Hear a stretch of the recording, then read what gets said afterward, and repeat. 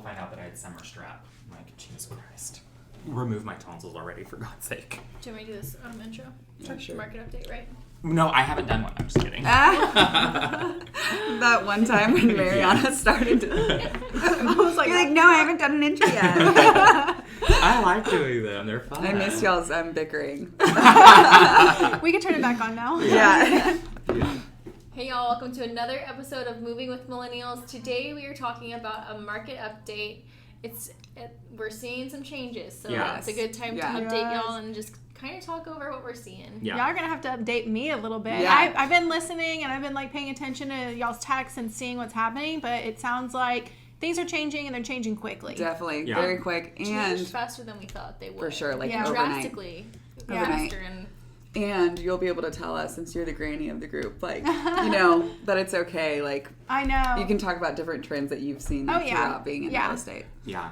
Yeah, because the changes y'all are talking about, it's so funny because we're talking about from 6 months ago, a year ago, what that looked like to versus now looks really different. Even a couple 3 weeks, months ago. Even a couple weeks ago. I would say a month. Wow. A month drastically different. So I think 6 because of how weeks. quickly it changed, that's why there's such a shock, I think, with this change. And I feel like we've had a shock and change, but now it's like this is even more of a change than we thought. I started feeling it when one of my listings went live, and I thought it was like the price point, because it was a little, I thought it was price, but I don't think it was. So what is happening right now? Tell me a little bit of what's happening, and I want to hear y'all's experiences of what's happening. Yeah. So I think the first thing to acknowledge is that rates went from 3s to 6s, and literally the faster you could blink an eye. Faster than my eye twitches when I get stressed. It just was that fast. And we felt it immediately. So it's you have to think about that immediately changes people's price points. If Yeah. you're looking at a $500,000 house at a 3% rate, you're suddenly then when it jumps to 6, you're going to look at $450 and below or $400. Yeah. It to shifts get the same payment. Yeah. To get the same payment. Right. Yeah? Yeah. So it's and if you've planned on having that payment, which most people, they shop by what their monthly payment is What going to they be. want to afford monthly, Right. So then people are having to adjust what price points they're looking at.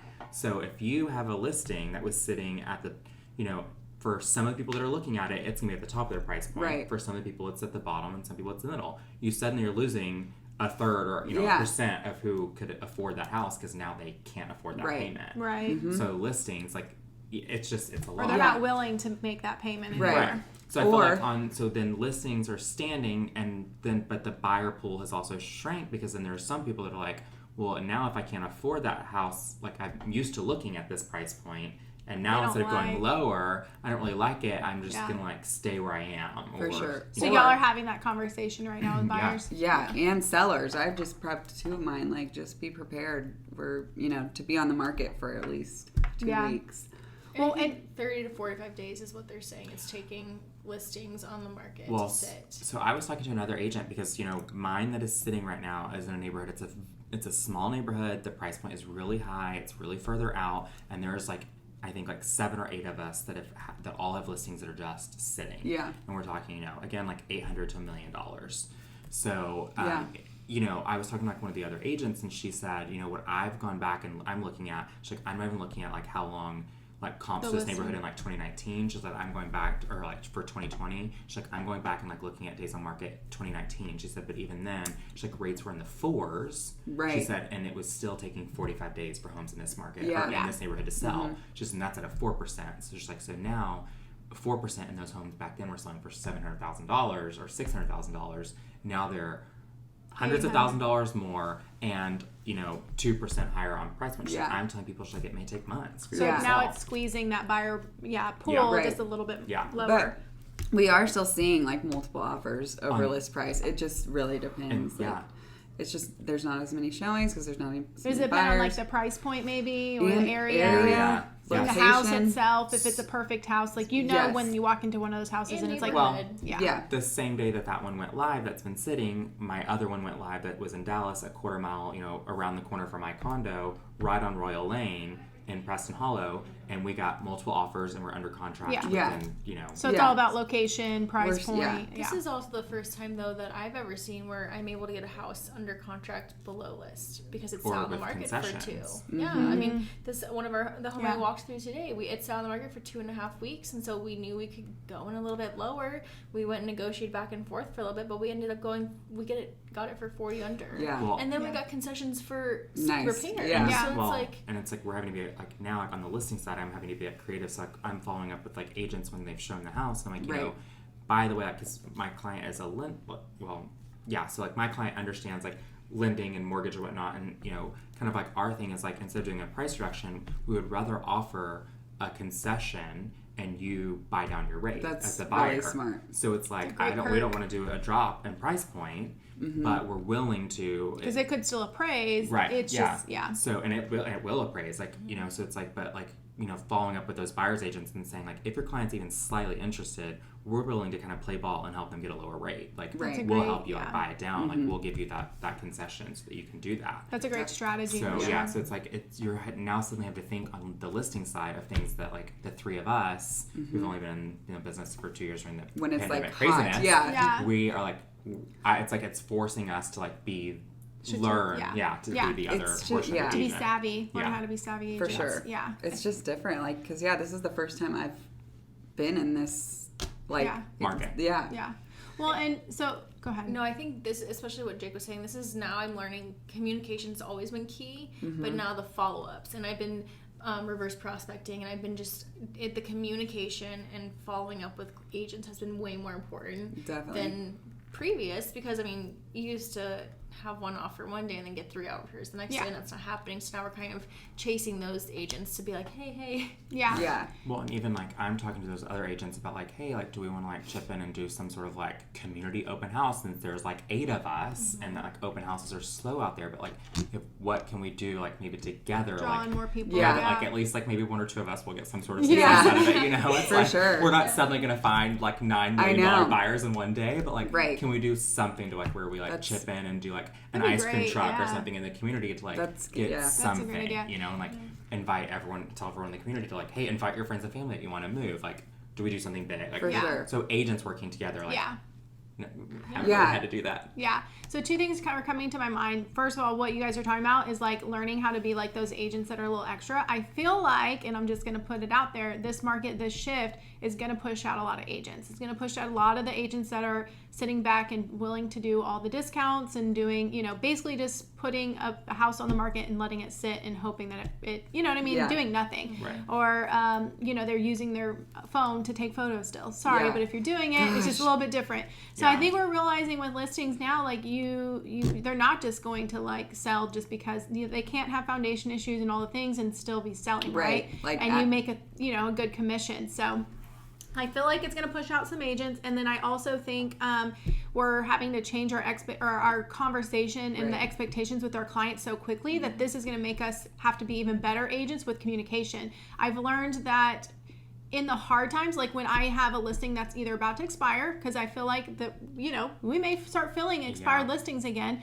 and I've had listings expire that go that long because you know, when you're in the market, and even if you're doing price reductions and all that, just it won't sell for whatever reason, you know, or the market or whatever it is. But I feel like we're going to go through more of those hard conversations with clients, and while they suck to have those conversations, I feel like that's what's going to make you a better agent overall, because you're able to have those conversations, or you're learning how to stick to your guns and be confident in what you're saying, and you know, learn, you know, that lingo, if you will. I don't think that's something you can learn until you like get into that. So while I'm not saying y'all's listings aren't going to sell, I hope that they do. And I think that, you know, even 30 days is still a great time, because we talk about like, you know, market in 2015-16, 30 days was, I mean, great. We still had 3 months inventory. So even if the house was on the market for 90 days, it still was going to sell. That wasn't like, it was, 90 days is quite a bit of time, but it wasn't like, but it wasn't like, you know, we saw 30 days and we're like, well, at least it's not 90 days. Now we're like, oh man, it's not selling in 2 days. We're not 30 days. You know what I mean? So it's all perspective and what the market's doing. I think with how quickly it changed, that's why it's also kind of taking a lot of agents kind of aback. of how quickly it changed, because it wasn't a progression where we went from 2 days on the market to maybe 4 or 5 days on the market, then a week on the, like, being normal. You know what I mean? Mm-hmm. It went from 2 days to now 30 days. It sounds like is kind of that new average for the area. Yeah. So I think it's going to make us all better agents. Yeah, definitely. For some of my buyer clients that have like been on the fence, I'm also kind of reminding them, the people that got those really low rates, they also paid for it in a way. Like, you paid to play ball, basically. Mm-hmm. Like, you went way over contract price. Right. You didn't get any concessions. Right. You couldn't ask for any repairs. It's like you lease backs. You did. You had to. You gave back. Yeah, you gave lease You backs. Let people live in your house for 2 months for free. It's like you pretty much just like had to do anything you could to get the house to keep that rate. To get that rate. So it's like, well, now like, you're not going to have to do all of those things, which really do, like, there's value to that. So it's like, you may have a higher rate, but like the amount of money cash up front that you may not be having to spend, because it's like, like you may not be having to, do that appraisal, or you won't be having to do that appraisal waiver and bring extra cash and that kind of craziness. Right. It's like, you're not having to like pay to play as much right now. Like, you do have a higher rate. That can always be adjusted in the future if the rates do go back down. Refinance. And if they don't go down, then at least you bought when it was a 6 and not when it goes back up to like an 8 or a 9 or a 10 or whatever else it could possibly go up to. And I think this is important for us to educate our clients on, right? Like, this is still historically a low rate. For us, we've seen the 2%, so this is scary because now it's up 4%, right. But it's still historically, I posted that thing yesterday of like historically the 30 years. I mean, there's been interest rates at double this price. Yeah. I mean, so yes, it is hard to mentally shift your thinking that this is still a low rate, right? But it is historically low. Like you said, you can refinance if it goes back down. What is the new saying, or the marry the house, date the rate. Oh my gosh, that's so cliche. That's why all the lenders keep posting. Yeah, I know. Well, and Jake, you kind of made me think that's a great strategy of like, yes, you no longer are putting $50,000 over asking to get the house, but maybe you're putting an extra $10,000 into buying down the rate. Right. Like, you can buy down your rate. I know we didn't talk about that really before because it used to be cheap to borrow money when you were at the 2%. Like, why would you buy it down when you are really already so low? But if you have a 6% rate and you want to buy it down to a 4%, what's that going to cost? It's essentially, in my mind, the same as if you were to put that money over asking. Right? Yeah, so if you still have the extra cash, there's definitely still ways that you can do that. I think right now, almost this market is, in a way, it's more friendly for the buyers that didn't have the extra cash to compete in the previous market. Oh, for sure. This one, it's like, but they can afford the monthly payment. Right, yeah. They can still afford the monthly payment, or maybe adjust their price point that they're looking at and keep their same monthly payment, but they don't have all that cash to compete. This is now still a time that they can still buy, and they still should. Yeah. If they...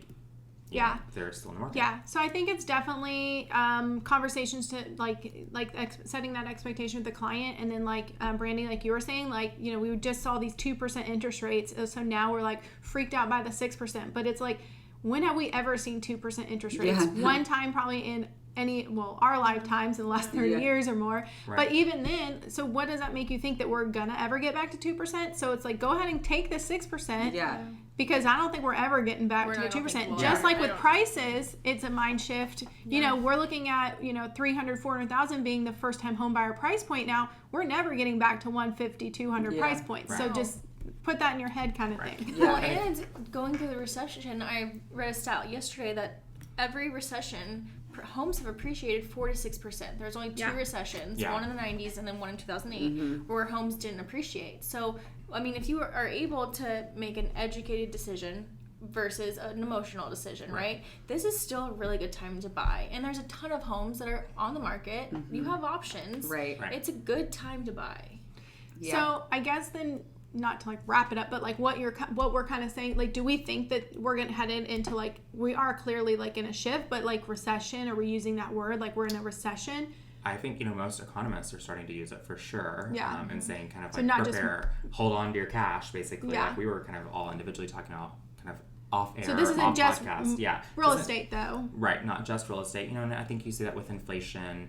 That's globally. Every country is dealing with that. There's just so many factors that have affected the global markets that it's your dollar's not worth as much as it was, 6 weeks ago. And this is where we were talking about holding on to your cash. I think right now it is a good time to buy, right? Real estate's one of the best investments. Long-term investments you can make. but holding on to that cash is going to be important. Yeah, on the flip well, side. And even if you're a real estate agent listening too, like holding on your cash, like we talk about, like we're in a business where, you know, it's up and great you know, for a couple months, and then you may not sell anything for a few months. So it's like being able to, you know, take the money that you're making now and make it last through like that hard time. Those are the agents that are going to be able to sustain through the shift. And so we were using the word recession, but we're not saying it's going to crash, right? No. None of us think it's going to crash. Oh, gosh, so that's also another thing to kind of bring up, because 2008 the market crashed. Like it literally crashed. I think we're just seeing a slowdown. We're seeing a plateau. Yes. Which I think we needed. We wanted. So it's like there's this. It's kind of a bittersweet right now. Like we're like stressed that our listings aren't moving as quickly. We're having that hard conversation with sellers, but at the same time we're like, but it's better with our buyers. So it's like we do want this. And both of my sellers need to buy, so I'm like, it's, you know. I mean, like I've said before, you always are buying in the market you're selling in. You're selling in the market you're buying in. So do you want the market to crash? And Right, exactly. I was reading an article that was put together by several economists who were talking about how, you know, the recession that we're going to, how it's going to be different than a couple of the others, specifically talking about, you know, within the housing market. What that looks like is normally there's like 4 stages in the housing market, and that one of those, which is typically the one that goes hand in hand with going into recession, is hyper supply. And they said that we have skipped that, and we do not have a hyper supply. We still have a demand that's outpacing supply. So although the overall economic market may be heading into recession, the housing market isn't going to crash because there simply are not enough houses. Right. Yeah. And it's not just that like resale houses, but they're saying builders because of COVID are still thousands and thousands of starts behind where they should be. And so like we literally will just they're saying like not only like we haven't hit that yet, but they're like saying like it's kind of impossible for us to hit that hyper supply mark. And so it's like this housing cycle is going to be different than any one before because we just can't catch up to demand. Yeah, which I think might benefit us. Yeah, I mean, I think it does, you know, because again, like it does still make it a good time to buy and sell because, you know, really at this point, both sides, you know, have wins and losses that they're going to take. And so I feel like that's a more fair market than just like the buyers having to like do whatever they can. For sure. But yes, it's just different because we're not going to have that oversupply. Do we know how many months inventory there are right now? Like I haven't kept up. I haven't looked at that stat. I think it's like going to vary a lot by area. Sure. You know, okay. I'd be interested, to see where the. I think it's almost too hard to tell right now, just because we're in the beginning of that shift. But we could look at the numbers. That's true. It's probably still very skewed right now, and they probably don't know what is because we're in it right now. Right. Yeah. We're building that new It'd be interesting normal to see like once the numbers come out like in August, like what they were for like July. I think that's gonna be because it really was like the last like a week or two, like the last weeks of June were still okay, but then it's like if you hit the market that last week of June or first week of July, or May. No. The end of May, beginning of June. Yes. That's what it was. Because that's when I was out of town. So like if you hit, literally as soon as I gave birth, the market just really. Seriously. Chandler changed the world. So it was like if you hit that first week of June, that's like the week that rates skyrocketed, and I feel like it almost like stopped for like a couple of days. I literally like the world stopped turning. Like it was like real estate, kind of like everyone went like, "Whoa, what is going to happen?" Yeah. For that first weekend of June, it was so weird. Like, I want to know what the showing count for that first weekend of June was because it was low. It'll be interesting to see what happens in the fall, right? Because typically summers are busiest months. So now as we shift from summer into fall, after we've seen this huge shift from kind of the end of spring, beginning of summer into summer, how is it going to vary? This coming up season. And pulling comps for one of these listings that just went live, it was so crazy to see like the May ones that went under contract so quickly, multiple offers, deadlines or whatever, and then the comps that were like, you know, the last few weeks didn't have deadlines. I'd like reach out to the agent. Days on market were going up. So the actives, you probably actually saw more actives. There's several active, lots. I think from the agent perspective, like you said, holding on to your cash, this is also a really important time to look at your expenses. and see like what money do I have going out that maybe I don't need to be spending at this point. Like get ahead of the curve before your money starts feeling tight, like while you're still feeling good right now coming off of like crazy good seasons. Like look at it right now and say like, okay, where can I really like cinch my belt basically? Well, I feel like in 2020 when like COVID hit and stuff like that, this is the conversation like Gary Keller was having and like other big top dog real estate agents, you know, or people in the real estate industry were talking about this shift. I think that all of a sudden we had this like, that, you know, in 2020 was a slow because everybody was like trying to figure out, you know, what is this life?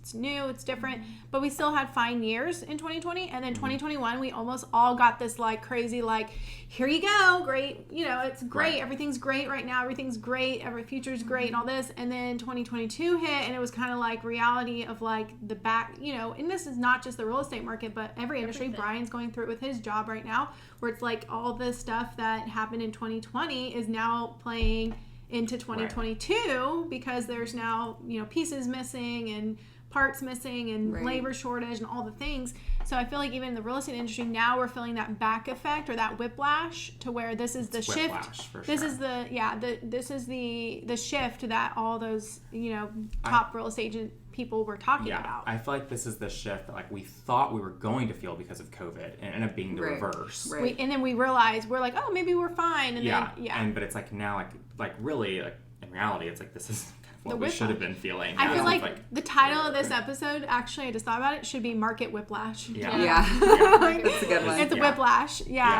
And it is, and I think that this is a correction too with the everything going on. Because I mean, how sustainable was the market we were just coming out of?